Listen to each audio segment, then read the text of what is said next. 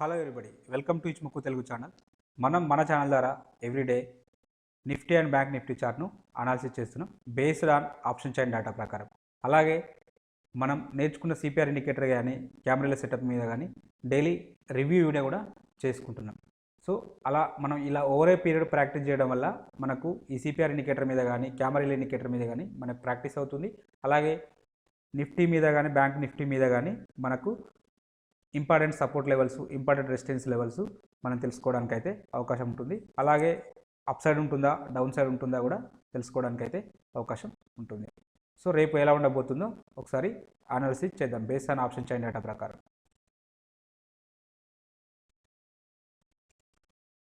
ముందుగా మనం నిఫ్టీ యొక్క రివ్యూ ఇంట్రాడే పర్పస్లో అసలు మన సిపిఆర్ ఇండికేటర్లో ఏ స్ట్రాటజీ వర్కౌట్ అయిందో ఒకసారి పరిశీలిద్దాం.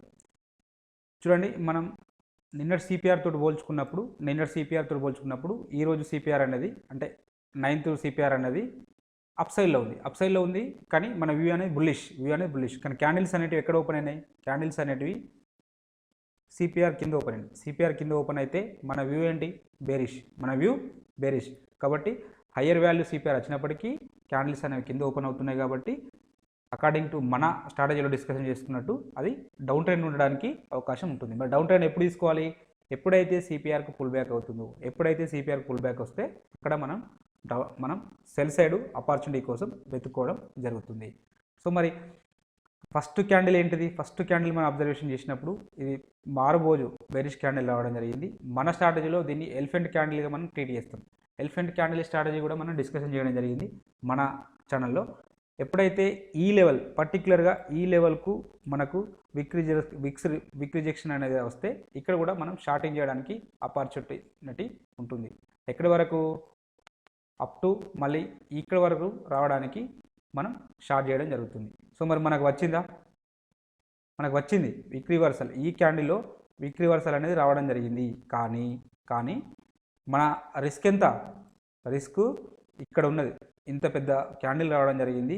కానీ రిస్క్ అనేది ఇంత, రివార్డ్ ఎంత వస్తుంది? నెక్స్ట్ పైవట్ పాయింట్ ఏంటి? ప్రీవియస్ డే లో. కాబట్టి లేదా మన ఎలిఫెంట్ క్యాండిల్ ప్రకారం ఇక్కడ compare to risk to reward అనేది పోల్చుకున్నప్పుడు ఇది 1:1 కంటే తక్కువ ఉండడం జరిగింది. 1:1 కంటే తక్కువ ఉంటే ఇట్లాంటి ట్రేడ్స్ ఎట్టి పరిస్థితులలో మనం తీసుకోము. సో మళ్ళీ ఇంకొక ఆపర్చునిటీ కోసం వెయిట్ చేయాలి. సో విక్ రివర్సల్ క్యాండిల్ వచ్చింది, కానీ మనకు రిస్క్ టు రివార్డ్ అనేది ఫేవర్గా లేదు. కాబట్టి మనం ట్రేడ్ అయితే తీసుకోవడం లేదు ఇక్కడ. మరి ఎప్పుడు తీసుకోవాలి? సో మళ్ళీ ఎప్పుడైతే అకార్డింగ్ టు మన స్ట్రాటజీ హయ్యర్ వాల్యూ సిపిఆర్ అయినప్పటికీ కూడా ఎక్కడ ట్రేడ్ అవుతున్నాయి? సిపిఆర్ కింద ట్రేడ్ అవుతున్నాయి. ఎప్పుడైతే సిపిఆర్ దగ్గరికి ప్రైజెస్ అనేవి పుల్ బ్యాక్ అవుతున్నాయో అప్పుడు మనం ట్రేడ్ తీసుకోవడానికి అవకాశం ఉంటుంది. సో సిపిఆర్ దగ్గరికి మళ్ళీ పుల్ బ్యాక్ అయితే రావడం జరిగింది. ఇన్ కేస్ ఇక్కడ మనం ఒకవేళ ఎలిఫెంట్ క్యాండిల్ స్ట్రాటజీలో మనం ఇక్కడ ట్రేడ్ అనేది తీసుకుంటే డెఫినెట్గా స్టాప్ లాస్ అనేది హిట్ కావడానికి అవకాశం ఉంది. ఆల్రెడీ హిట్ కావడానికి అవకాశం ఉండేది.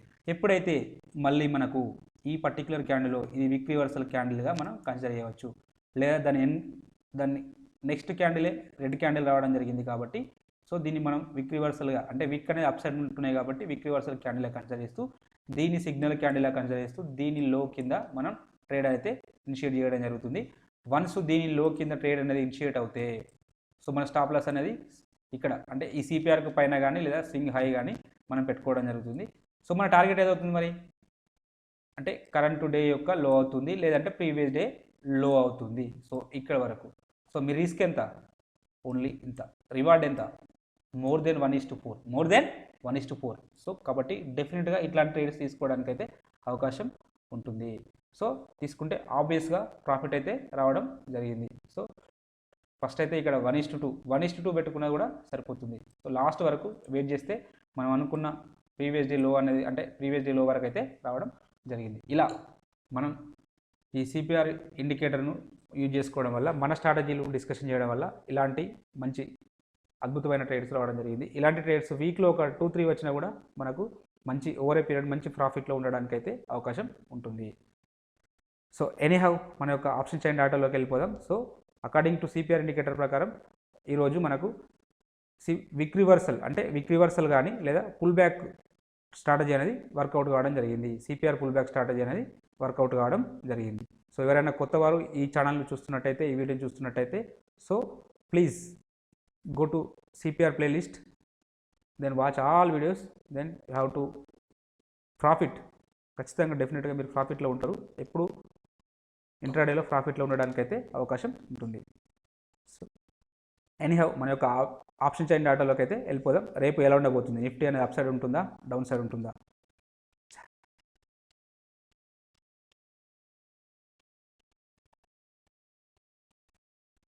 ఆప్షన్ చైన్ డేటాను పరిశీలించినప్పుడు హైయెస్ట్ ఓపెన్ ఇంట్రెస్ట్ అన్నది ఇక్కడ బిల్డప్ కావడం జరిగింది. ఈ స్ట్రైక్ ప్రైస్ వచ్చేసి 15,500. సెకండ్ హైయెస్ట్ ఓపెన్ ఇంట్రెస్ట్ అనేది ఇక్కడ బిల్డప్ కావడం జరిగింది 15,000 దగ్గర. థర్డ్ హైయెస్ట్ ఓపెన్ ఇంట్రెస్ట్ అనేది ఇక్కడ బిల్డప్ కావడం జరిగింది 15,200 దగ్గర.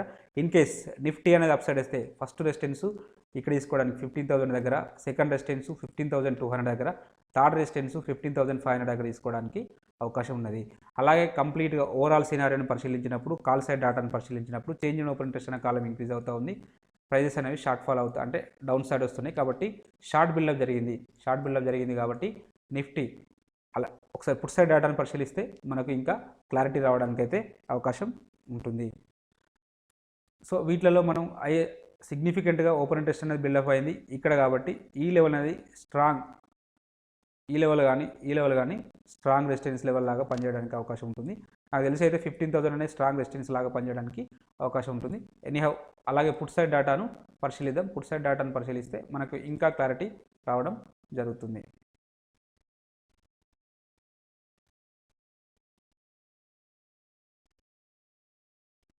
పుట్ సైడ్ డేటాను పరిశీలించినప్పుడు హైయెస్ట్ ఓపెన్ ఇంట్రెస్ట్ అనేది ఇక్కడ బిల్డప్ కావడం జరిగింది. ఈ లెవెల్ వచ్చేసి 14,500. సెకండ్ హైయెస్ట్ ఓపెన్ ఇంట్రెస్ట్ అనేది ఇక్కడ బిల్డప్ కావడం జరిగింది. ఈ లెవెల్ వచ్చేసి 14,800. థర్డ్ హైయెస్ట్ ఓపెన్ ఇంట్రెస్ట్ అనేది 14,200 దగ్గర బిల్డప్ కావడం జరిగింది. ఇన్ కేస్ నిఫ్టీ అనేది డౌన్ సైడ్ వస్తే ఫస్ట్ సపోర్ట్ 14,800 దగ్గర తీసుకుంటుంది, సెకండ్ సపోర్ట్ 14,500 దగ్గర తీసుకోవడానికి అవకాశం ఉంటుంది, థర్డ్ సపోర్ట్ 14,200 దగ్గర తీసుకోవడానికి అయితే అవకాశం ఉంటుంది. వీటిలలో మనం సిగ్నిఫికెంట్గా హైయెస్ట్ ఓపెన్ ఇంట్రెస్ట్ అనే దాన్ని పరిశీలించినప్పుడు ఇక్కడ బిల్డప్ కావడం జరిగింది కాబట్టి 14,800 అనేది స్ట్రాంగ్ సపోర్ట్ లెవెల్ లాగా పనిచేయడానికి అయితే అవకాశం ఉంటుంది. అలాగే మనం కంప్లీట్గా ఓవరాల్ సినారియోని పరిశీలించినప్పుడు చేంజ్ ఇన్ ఓపెన్ ఇంట్రెస్ట్ అనే కాలం ఇంక్రీజ్ అవుతూ ఉన్నది, ప్రైజెస్ అనేవి డౌన్ఫాల్ వస్తూ ఉన్నాయి. సో పుట్ సైడ్లో కూడా షార్ట్ బిల్డప్ జరిగింది కాబట్టి కాల్ సైడ్లో షార్ట్ బిల్డప్ జరిగింది, పుట్ సైడ్లో షార్ట్ బిల్డప్ జరిగింది కాబట్టి ఇది కాంట్రడక్టరీ వ్యూ.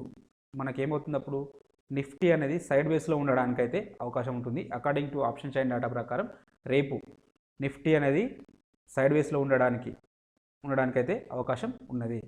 సో అలాగే నిఫ్టీ చార్ట్ను అకార్డింగ్ టు మన ఇచుముఖి ఇండికేటర్ ప్రకారం కూడా అనాలిసిస్ చేద్దాం, మనకి ఇంకా క్లారిటీ వస్తుంది.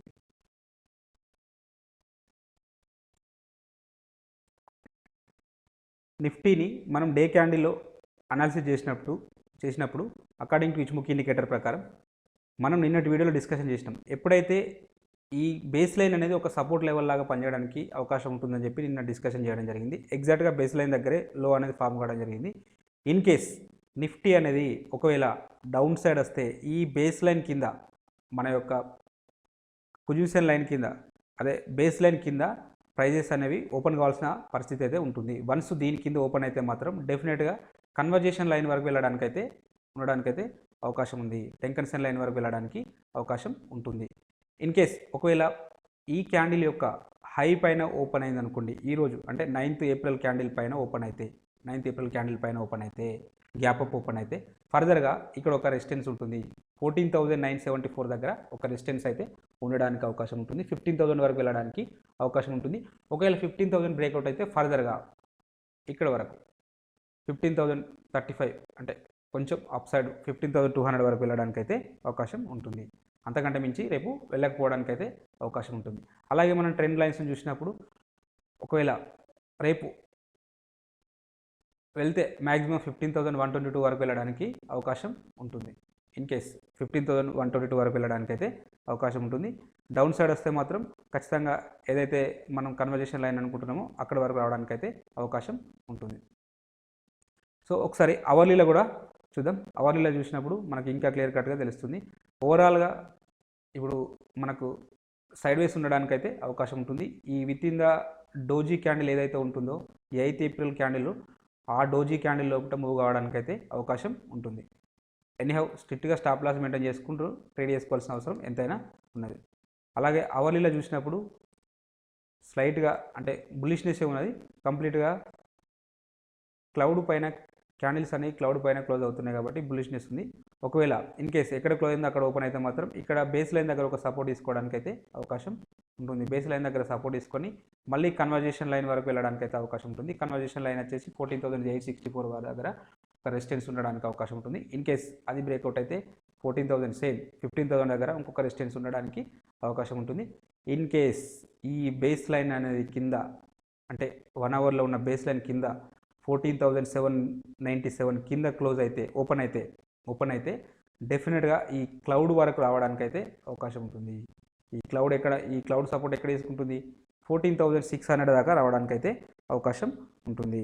సో మనకు సిగ్నిఫికెంట్గా పుట్ సైడ్ కూడా హైయెస్ట్ ఓపెన్ ఇంట్రెస్ట్ అనేది 14,500 దగ్గర బిల్డప్ కావడం జరిగింది కాబట్టి 14,600 వరకు రావడానికైతే అవకాశం ఉంటుంది. 652 వరకు రావడానికి అవకాశం ఉంటుంది. ఇన్ కేస్ ఒకవేళ ఈ బేస్ లైన్ కింద ఓపెన్ అయితే మనకు ఇలాంటి సినారియో ఉండడానికైతే అవకాశం ఉన్నది.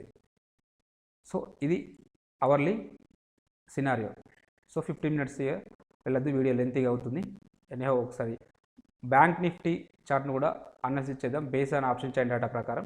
దానికంటే ముందుగా మన ఇంట్రాడే సెటప్ను బ్యాంక్ నిఫ్టీలో సిపిఆర్ ఇండికేటర్ వర్కౌట్ అయిందా, క్యామరీల ఇండికేటర్ వర్కౌట్ అయిందా ఒకసారి పరిశీలిద్దాం. 1 సెకండ్. మనం బ్యాంక్ నిఫ్టీ చార్ట్ను 9th ఏప్రిల్ రోజు పరిశీలించినప్పుడు సేమ్ యాజ్ ఇట్ ఈజ్గా నిఫ్టీ చార్ట్ లాగానే ఉన్నది. చూడండి, ఫస్ట్ క్యాండిల్ అనేది ఎలిఫెంట్ క్యాండిల్ రావడం జరిగింది. సో ఇక్కడ ప్రీవియస్ డే లో దగ్గర ఒకటి మనకు విక్ రివర్సల్ అనే క్యాండిల్ అయితే రావడం జరిగింది. విక్ రివర్సల్ రావడం జరిగింది. మన యొక్క స్టాప్ లాస్ అనేది ఎందుకంటే ప్రైవేట్ పాయింట్ పైన ఉంది కాబట్టి ఎక్కడో దగ్గర పెట్టుకుంటాం. కానీ రివార్డ్ ఎంత?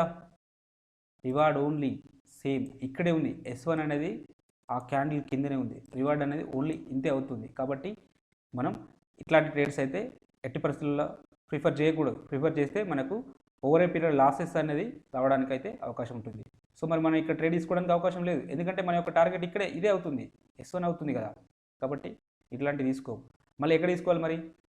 సేమ్ మళ్ళీ హయ్యర్ వాల్యూ సిపిఆర్ వచ్చింది కాబట్టి ప్రైజెస్ అనేవి సిపిఆర్ కింద ట్రేడ్ అవుతున్నప్పుడు మనం ఆబ్వియస్గా ఎక్కడ తీసుకుంటాం? పుల్ బ్యాక్ కోసం వెయిట్ చేయాలి. ఎక్కడ పుల్ బ్యాక్ రావాలి? సిపిఆర్ వరకు పుల్ బ్యాక్ రావాలి. సో ఆబ్వియస్గా ఇక్కడ పుల్ బ్యాక్ అయితే రావడం జరిగింది. పర్టికులర్గా ఈ క్యాండిల్లో ఇక్కడ మనం దీని లో కింద ఇక్కడ ఒకటి మంచి డోజీ క్యాండిల్ రావడం జరిగింది కన్ఫర్మేషన్గా మళ్ళీ. సో ప్రైజెస్ అనేవి ఈ హైని అయితే టచ్ చేయలేదు. సో మనం ఈ లో కింద బ్రేక్అవుట్ చేసుకుంటే మన స్టాప్ లాస్ ఏమవుతుంది? ఈ టాప్ సిపిఆర్ఓ లేదంటే ఈ విక్ రివర్సల్ స్వింగ్ హై ఉంటుంది చూడండి, అదో మనకి ఏది ఫేవర్ ఉంటే అది పెట్టుకోవడం జరుగుతుంది. ఇమీడియట్గా ఇక్కడ నుంచి ఫాలింగ్ అయితే స్టార్ట్ కావడం జరిగింది. ఇంత మన రిస్క్ అయినప్పుడు దీనికి 1:2 ఇది అవుతుంది. ఇది చాలా సేపటి తర్వాత వచ్చింది అనుకోండి. ఎనీహౌ అయినప్పటికీ కూడా మనం ప్రాఫిట్లో ఉండడానికైతే అవకాశం ఉంది. సో మధ్యాహ్నం ఎప్పుడో 1:30 తర్వాత మన యొక్క టార్గెట్ అయితే అచీవ్ కావడం జరిగింది. సో ఇమ్మీడియట్ టార్గెట్ అంటే 1:1 అయితే ప్రీవియస్ డే లో దగ్గర బుక్ చేసుకోవడానికి అవకాశం అయితే వచ్చి ఉన్నది. కాబట్టి ఇట్లాంటి మీరు సిపిఆర్ ఇండికేటర్ మీద డైలీ ప్రాక్టీస్ చేయండి. లేదంటే ఇలాంటి వీడియోలు రెగ్యులర్గా మన ఛానల్ ద్వారా మీరు వాచ్ చేయండి. మీరు సిపిఆర్ ఇండికేటర్ మీద ఏ స్ట్రాటజీ వర్కౌట్ అయింది అనేది మనకు క్లియర్గా ఓవర్ ఏ పీరియడ్ మీరు డైలీ రివ్యూ చేసుకోవడం వల్ల మీకు ఆ స్ట్రాటజీ మీద మాస్టర్ కావడానికి, ఆ ఇండికేటర్ మీద మాస్టర్ కావడానికి అవకాశం అయితే ఉంటుంది.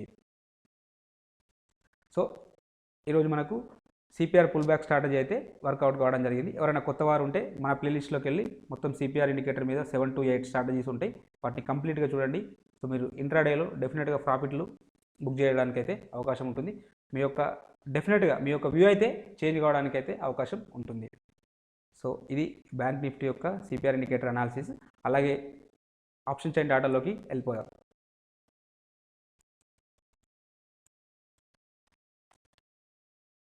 ఆప్షన్ చైన్ డేటాలోకి వెళ్ళిపోయినప్పుడు మనకు హైయెస్ట్ ఓపెన్ ఇంట్రెస్ట్ అనేది కాల్ సైడ్లో ఇక్కడ బిల్డప్ కావడం జరిగింది. ఈ లెవెల్ వచ్చేసి 33,000. సెకండ్ హైయెస్ట్ ఓపెన్ ఇంట్రెస్ట్ అనేది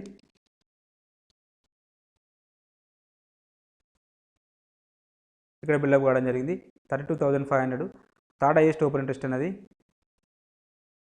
ఇక్కడ బిల్డప్ కావడం జరిగింది. ఈ లెవెల్ వచ్చేసి 33,500.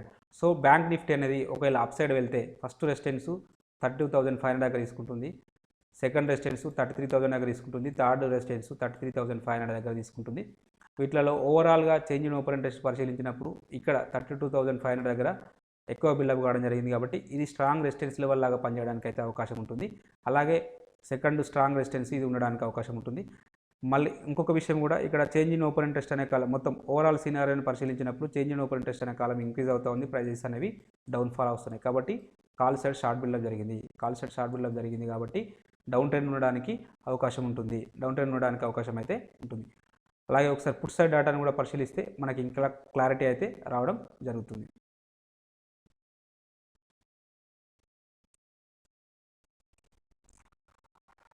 పుట్ సైడ్ డేటాను పరిశీలించినప్పుడు హైయెస్ట్ ఓపెన్ ఇంట్రెస్ట్ అనేది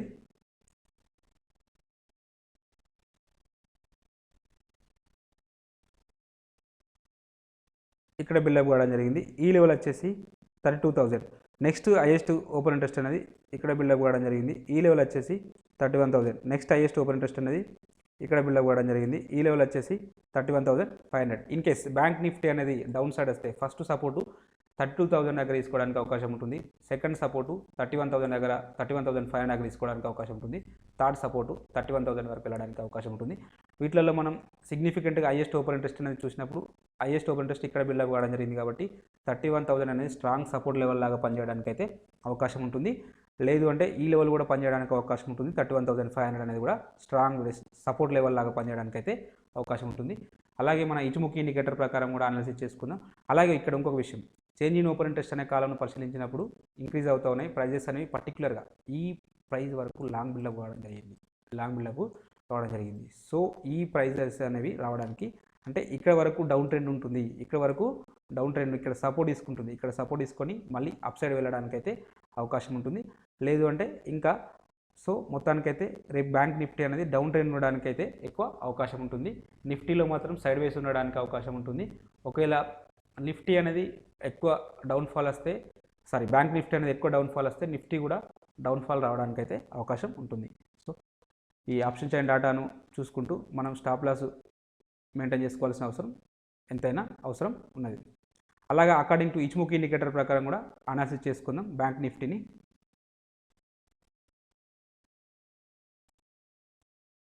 ఒకవేళ బ్యాంక్ నిఫ్టీ అనేది ఈ క్యాండిల్ లోన్ బ్రేక్ చేస్తే ఫస్ట్ సపోర్టు ఇక్కడ ఉండడానికైతే అవకాశం ఉంటుంది.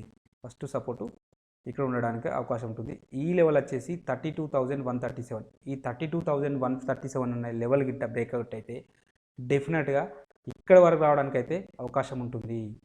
ఇక్కడ వరకు మనం CPR elephant candle strategy discussion చేసుకున్నాం చూడండి. సేమ్ ఇది ఎలిఫెంట్ క్యాండిల్ కాబట్టి డెఫినెట్గా ఇక్కడ వరకు వచ్చి ఇక్కడ సపోర్ట్ తీసుకోవడానికి అవకాశం ఉంటుంది. ఈ లెవెల్ వచ్చేసి 31,000. ఈ లెవెల్ వచ్చేసి ఇక్కడ చూడండి, ఇక్కడ ఈ పర్టికులర్గా ఈ రీజన్లో చూడండి. సో ఈ లెవెల్ వచ్చేసి 31,000 అంటే 30,947 అంటే 31,000 దగ్గర ఉన్నది కాబట్టి ఇక్కడ వరకు రావడానికి అయితే అవకాశం ఉంటుంది. వన్స్ ఈ లో అనేది బ్రేక్అవుట్ అయితే డెఫినెట్గా 31,000 వరకు రావడానికి అయితే అవకాశం ఉంటుంది. అది రేపే రావచ్చు లేదా అప్కమింగ్ ట్రేడింగ్ డేస్ లోపల ఈ లెవెల్ టచ్ చేయడానికి అవకాశం ఉంటుంది. సో ఇక్కడ మాత్రం బయింగ్ జోన్ ఉండడానికి అయితే అవకాశం ఉంటుంది. పర్టికులర్గా ఈ లెవెల్లో బయింగ్ జోన్ అయితే ఉండడానికి అవకాశం ఉంటుంది. ఈ లెవెల్లో ఈ బయింగ్ జోన్ ఉండడానికి అవకాశం ఉన్నది. సో ఒకవేళ ఆ లెవెల్ బ్రేక్అవుట్ అయితే అక్కడ వరకు వెళ్ళడానికి అయితే అవకాశం ఉంటుంది. ఇన్ కేస్ ఒకవేళ ఎక్కడ క్లోజ్ అయిందో అక్కడ ఓపెన్ అయితే ఫస్ట్ రెసిస్టెన్స్ అనేది ఈ కన్వర్జేషన్ లైన్ ఉంది చూడండి, ఈ 33,000 వరకు వెళ్ళడానికి అవకాశం ఉంటుంది. ఇన్ కేస్ ఒకవేళ ఈ 33,000 పైన ఓపెన్ అయితే ఇక్కడ ఒక మనకు క్లౌడ్ ఉంటుంది కదా, ఈ క్లౌడ్ యొక్క బాటమ్ లైన్ దగ్గర రెసిస్టెన్స్ ఉండడానికి అవకాశం ఉంటుంది. ఇన్ కేస్ అది బ్రేక్అవుట్ అయితే ఈ బేస్ లైన్ వరకు వెళ్ళడానికి అవకాశం ఉంటుంది. ఎనీహౌ అది చూద్దాం, ఇంత దూరం వెళ్ళకపోవచ్చు. ఫస్ట్ రెసిస్టెన్స్ అయితే ఈ క్లౌడ్ యొక్క టాప్ అనుకుందాం. ఇన్ కేస్ అది బ్రేక్అవుట్ అయితే ఇక్కడ ఒక రెసిస్టెన్స్ వస్తుంది 34,000 దగ్గర, ఇంకొక రెసిస్టెన్స్ రావడానికి అవకాశం ఉంటుంది. ఇది డే క్యాండిల్ యొక్క సినారియో. అలాగే ఒకసారి అవర్లీలో చూద్దాం. అవర్లీలో చూస్తే ఇంకా మనకు క్లారిటీ వస్తుంది. సో ప్రస్తుతానికైతే బ్యాంక్ నిఫ్టీలో డౌన్ ట్రెండ్ ఉండడానికి అవకాశం ఉంటుంది, నిఫ్టీలో సైడ్ వేస్ ఉండడానికి అయితే అవకాశం ఉన్నది. అవర్లీలో చూసినప్పుడు కంప్లీట్గా డౌన్ ట్రెండ్ చూపెడుతుంది. అన్ని క్యాండిల్స్ అనేవి క్లౌడ్ కిందనే క్లోజ్ అవుతున్నాయి. అలాగే ఈ క్లౌడ్స్ అనేవి స్టెప్ బై స్టెప్స్ అనేది డౌన్ సైడ్ వస్తున్నాయి కాబట్టి డెఫినెట్గా డౌన్ సైడ్ ఉండడానికి అవకాశం ఉంటుంది. వన్స్ ఈలో 32,134 అనే లో అనేది బ్రేక్అవుట్ అయితే మాత్రం డెఫినెట్గా ఇంకా ఫర్దర్గా డౌన్ సైడ్ వెళ్ళడానికి అయితే అవకాశం ఉంది. ఇది అవర్లీ సినారియో. ఒకవేళ అప్ సైడ్ వెళ్తే ఫస్ట్ రెసిస్టెన్స్ 32,700 దగ్గర ఒక రెసిస్టెన్స్ ఉంటుంది. ఇన్ కేస్ అది బ్రేక్అవుట్ అంటే అది దాటి ముందుకెళ్తే ఈ క్లౌడ్ అనేది ఒక రెసిస్టెన్స్ లాగా యాక్ట్ చేయడానికి అయితే అవకాశం ఉంటుంది. ఈ క్లౌడ్ క్రాస్ ఓవర్ స్ట్రాటజీలో మనం ఈ స్ట్రాటజీలన్నీ డిస్కషన్ చేయడం జరిగింది. ఎవరైనా కొత్తగా ఈ వీడియోని చూస్తున్నట్టయితే క్లౌడ్ క్రాస్ ఓవర్ స్ట్రాటజీ అనేది ప్లేలిస్ట్లో ఉంటుంది, వెళ్ళి చూడండి. మీకు ఈచ్ముఖి ఇండికేటర్ మీద మీరు పర్ఫెక్ట్ కావడానికి అయితే అవకాశం ఉంటుంది. అలాగే ఇంట్రాడే ట్రెండింగ్ స్టాక్స్ను కూడా డిస్కషన్ చేద్దాం. డిస్కషన్ మీన్స్ జస్ట్ ఏ స్టాక్స్లో రేపు ట్రెండింగ్ ఉండడానికి అయితే అవకాశం ఉంటుందో ఒకసారి చూద్దాం. రేపు ఇంట్రాడే పర్పస్లో ఈ స్టాక్స్ను వాచ్ లిస్ట్లో పెట్టుకోండి. వీలైతే వీటిలలో మనం డిస్కషన్ చేసిన స్ట్రాటజీలలో ఏ స్ట్రాటజీ అన్నా మనకు వర్కౌట్ కావడానికి అవకాశం ఉంటుంది. సో ఇవి ట్రెండింగ్ ఉండడానికి అవకాశం ఉన్న స్టాక్స్. ఇవి narrow CPR plus inside H3L3 రెండు స్ట్రాటజీలను మిక్స్ చేసి నేను స్క్రీనర్ ద్వారా అప్డేట్ చేస్తున్న స్టాక్స్. సో వీటిని మీరు వాచ్ లిస్ట్లో పెట్టుకోండి. వీలైతే పేపర్ ట్రేడ్ చేయండి. ఓవర్ 1 మంత్ వరకు పేపర్ ట్రేడ్ చేయండి. మీకు కాన్ఫిడెన్స్ వస్తుంది. కాన్ఫిడెన్స్ వచ్చిన తర్వాత మీరు రియల్ ట్రేడ్ చేయండి. మీకు డెఫినెట్గా ప్రాఫిట్స్ రావడానికి అయితే అవకాశం ఉంటుంది. ఒకటే ఇండికేటర్ను చాలా రకాలుగా వాడడం నేర్చుకోండి. 10 ఇండికేటర్లను ఒక్కొక్క రకంగా వాడే బదులు ఒకటే ఇండికేటర్ను చాలా రకాలుగా వాడడం నేర్చుకోండి. మీరు ఆ ఇండికేటర్లో మాస్టర్ కావడానికి అయితే అవకాశం ఉంటుంది. సో సిపిఆర్ను ఎక్స్టెన్సివ్గా వాడండి. మనకు 7 to 8 స్ట్రాటజీస్ అయితే ఉన్నాయి. వాటిలో డెఫినెట్గా ఏదో ఒక స్ట్రాటజీ అయితే వర్క్ అవ్వడానికి అవకాశం ఉంటుంది. సో వీటిని వాచ్ లిస్ట్లో పెట్టుకోండి. రేపు వీలైతే పేపర్ ట్రేడింగ్ చేయండి. 1 మంత్ వరకు మీకు డెఫినెట్గా ఆ స్ట్రాటజీ మీద, ఆ ఇండికేటర్ మీద కాన్ఫిడెన్స్ వస్తుంది. అప్పుడు రియల్ ట్రేడ్ చేసుకోవడానికి మీకు అవకాశం లభిస్తుంది. సో ఇది వీడియో. ఓకే, మీకు ఈ కంటెంట్ నచ్చినట్టయితే తప్పక లైక్ చేస్తూ, కామెంట్ చేస్తూ, షేర్ చేయండి. అలాగే సబ్స్క్రైబ్ చేసుకోండి. Thank you everybody.